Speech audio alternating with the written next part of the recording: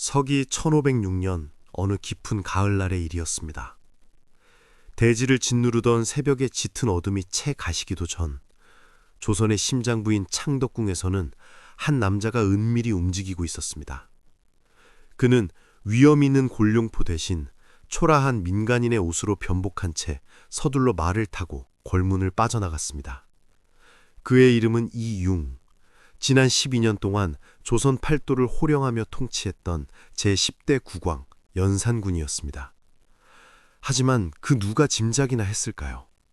어린 시절 그토록 총명하고 왕다운 기상을 가득 품고 자라났던 이 왕자가 훗날 조선 역사상 최악의 폭군이라 불리게 될 줄은 말입니다. 반정군의 거센 칼날을 피해 도망치는 가련한 신세로 전락하고 불과 2달 뒤 타향에서 쓸쓸하게 생을 마감하게 되리라는 사실을 그 당시에는 아무도 알지 못했습니다. 연산군이라는 이름 석자는 오늘날 우리에게 피비린내라는 폭정과 광기만을 떠올리게 하는 대명사가 되었습니다. 하지만 기록을 들여다보면 그 역시 처음부터 괴물 같은 폭군은 아니었습니다. 그는 한때 진심으로 백성을 아끼고 사랑했던 왕이었으며 나라의 기틀을 바로잡기 위해 밤낮 없이 정사를 돌보던 성실한 군주이기도 했습니다. 과연 평범하고 영특했던 이 왕자는 어떤 어둠의 경로를 거쳐 조선 최악의 폭군으로 변질되어 갔던 것일까요? 모든 비극의 시작은 1476년 11월 7일로 거슬러 올라갑니다. 경복궁 교태전의 정막을 깨고 우렁찬 아이의 울음소리가 울려 커졌습니다. 아버지는 성종이었고 어머니는 중전 윤씨였습니다. 성종의 첫째 아들로 태어난 이 아이는 정통성이 그 무엇보다 확고한 왕자였습니다. 단종 이후 아주 오랜만에 태어난 적장자 출신의 왕자였기에 왕실 전체는 커다란 경사에 휩싸였습니다. 궁궐의 모든 이들이 이 아이의 앞날에 축복이 가득하기를 기원했습니다. 하지만 안타깝게도 그 찬란했던 축복은 그리 오래가지 못했습니다. 아이가 태어난 지 불과 3년 만에 그의 어머니 윤씨에게 거대한 불행의 그림자가 들이닥쳤기 때문입니다. 1479년 여름 중전 윤씨는 폐비가 되어 정든 궁궐을 떠나 친정으로 쫓겨나고 말았습니다. 도대체 궁 안에서는 무슨 일이 벌어졌던 것일까요? 기록에 따르면 윤씨는 투기심이 매우 강했다고 전해집니다. 성종이 다른 후궁들을 가까이 하는 것을 도저히 참아내지 못했던 것입니다. 그녀는 감정의 기복이 심했고 매사에 충동적이었습니다. 급기야 부부싸움 도중 성종의 얼굴에 손톱 자국을 내는 치명적인 실수까지 범하고 말았습니다. 이는 지엄한 왕을 능멸하는 중죄 중의 중죄였습니다. 성종은 더 이상 아내의 행동을 묵고할 수 없었습니다. 물론 신하들은 강력하게 반대했습니다. 왕이 영원히 살 수 없는 법인데 훗날 원자가 왕위에 오르게 되면 폐비의 아들로서 어떤 보복을 할지 두려웠기 때문입니다. 자신들이 죽임을 당할지도 모른다는 공포가 그들을 엄습했습니다. 하지만 성종의 의지는 추풍낙엽처럼 단호했습니다. 인수대비와 정의왕후까지 나서서 폐위의 정당성을 설파하며 힘을 보탰습니다. 결국 윤씨는 쓸쓸히 궁 밖으로 쫓겨났습니다. 그리고 3년의 시간이 흐른 1482년 8월 16일 좌승지 이세좌가 왕의 명을 받들어 사약을 들고 윤씨를 찾아갔습니다. 윤씨는 눈물 속에서 사약을 마셨고 붉은 피를 토하며 처참하게 죽어갔습니다. 그녀의 나이 고작 26세였습니다. 야사에서는 그녀가 죽어가며 피 묻은 적삼을 남겼고 이를 친정어머니 신씨가 보관하다가 훗날 손자인 연산군에게 전달했다는 이야기가 전해지지만 이는 역사적 사실보다는 극적인 허구에 가깝습니다. 실제 연산군은 즉위 직후 성종의 묘지문을 읽다가 우연히 어머니의 죽음을 처음 알게 되었습니다. 그 사실을 깨달은 날 그는 큰 충격에 빠져 밥도 먹지 못했다고 합니다. 어린 연산군은 어머니의 죽음을 전혀 모르고 자랐습니다. 성종이 신하들에게 이 일을 100년 동안 절대 입 밖으로 꺼내지 말라고 신신당부했기 때문입니다. 어린 원자는 계모인 정현왕후를 친어머니로 굳게 믿고 자랐습니다. 하지만 궁궐 구석구석에서 들려오는 궁녀들의 은밀한 수군거림 속에서 예민했던 소녀는 무언가 이상하다는 느낌을 지울 수 없었을 것입니다. 1483년 7세가 된 연산군은 정식으로 세자로 책봉되었습니다. 허침, 조지서, 서거정 등 당대 최고의 학자들이 그의 스승이 되어 학문을 가르쳤습니다. 그러나 세자는 의외로 학문을 좋아하지 않았습니다. 특히 딱딱한 유학 공부를 무척 싫어했습니다. 스승들이 배우라고 타이르면 유학은 그저 잡기에 불과하다고 응수할 정도였습니다. 그 중에서도 조지선은 매우 엄격하게 세자를 가르쳤습니다. 세자가 말을 듣지 않으면 왕에게 직접 보고하겠다고 엄포를 놓았기도 했습니다. 이에 분노한 연산군은 벽에 낙서를 하며 허침은 성인이고 조지선은 소인배라며 미워했습니다. 훗날 갑자사화 때 조지선을 잔인하게 처형한 것도 바로 이 어린 시절의 원한 때문이었습니다. 성종은 아들의 비뚤어진 학습 태도를 늘 걱정했습니다. 그는 자주 스승들을 불러 세자를 더욱 엄하게 교육하라고 당부했습니다. 하지만 정작 성종 자신도 아들과의 관계가 그리 매끄럽지는 않았습니다. 세자 시절부터 연산군은 대간들의 잔소리에 시달리는 아버지 성종의 모습을 보며 답답함을 느꼈습니다.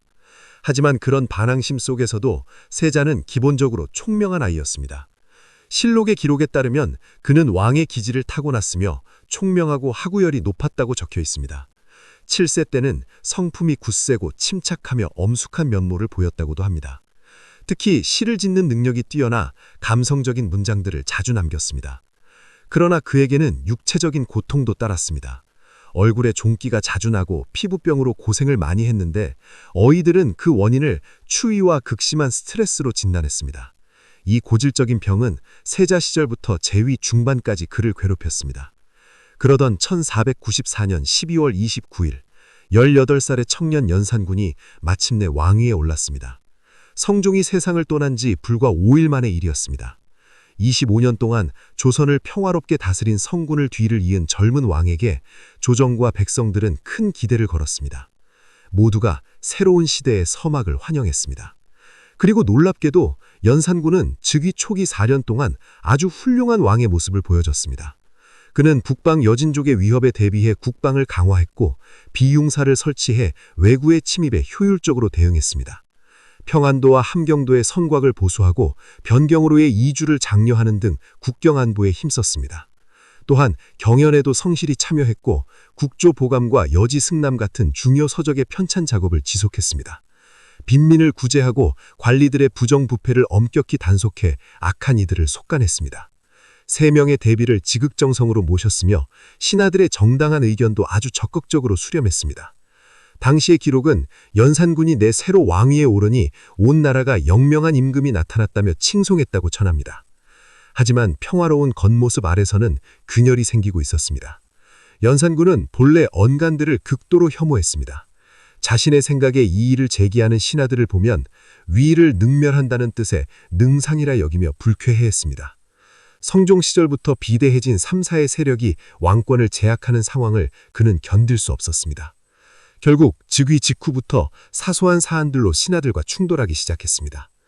부왕을 위해 불교 의식인 수륙제를 지려할 때도 유생들은 유학의 나라에서 있을 수 없는 일이라며 반대했습니다. 연산군은 분노를 참지 못하고 이들을 의금부에 가뒀습니다. 종친이나 외척에게 관직을 주려 할 때나 자신의 유모에게 토지와 노비를 하사하려 할 때마다 3사는 번번이 앞을 가로막았습니다. 무엇보다 연산군은 억울하게 죽은 어머니 윤씨를 복권시키고 싶었습니다. 하지만 살인파 신하들은 성종의 유지를 받들어야 한다며 이를 완강하게 거부했습니다. 100년 동안 폐비 문제는 논하지 말라는 선왕의 명이 있었다는 이유 때문이었습니다.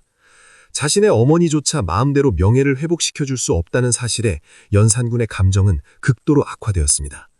그러던 중 1498년 7월 무오사화가 터졌습니다.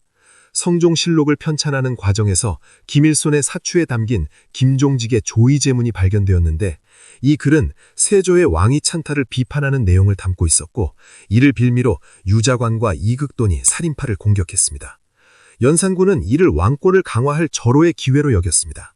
그는 김종직의 문인들을 대거 숙청하며 영남 살인파를 몰락시켰습니다. 견제 세력이 사라지자 조정은 다시 훈구파의 동무대가 되었습니다. 하지만 이때까지만 해도 대중은 그를 폭군이라 부르지 않았습니다. 무오사화는 정치적 투쟁의 성격이 강했기에 다른 왕이어도 일어날 법한 사건이었기 때문입니다. 하지만 제위 8년에서 9년째로 접어들 무렵부터 연산군의 행동은 급격히 변하기 시작했습니다. 나라의 곳간을 열어 호화로운 잔치를 매일같이 열고 수많은 기생을 불러들여 향락에 빠졌습니다. 그러던 2002년 그의 인생을 송두리째 바꿔놓을 한 여인이 나타납니다. 바로 장록수였습니다. 그녀는 이미 제한대군의 가비로 살며 아들까지 둔 유부녀였고 나이도 30을 넘은 상태였습니다. 외모는 극이 평범했지만 그녀에게는 사람의 마음을 훔치는 특별한 재능이 있었습니다. 특히 입술을 움직이지 않고도 맑고 고운 소리를 내는 특이한 창법으로 노래를 아주 잘했습니다. 이 소문을 들은 연산군은 그녀를 궁으로 불렀고 감수성이 예민했던 왕은 순식간에 그녀의 매력에 도취되었습니다. 장록수는 30이 넘은 나이에도 16살 초녀처럼 보일 정도로 동안이었으며 무엇보다 수많은 남자를 거치며 터득한 노련함으로 왕을 다룰 줄 알았습니다. 그녀는 왕을 마치 어린아이처럼 대했습니다. 때로는 조롱하고 욕설을 퍼붓기도 했지만 연산군은 오히려 그런 그녀의 모습에서 묘한 해방감을 느끼며 기뻐했습니다. 1503년 연산군은 그녀를 수경에 봉하고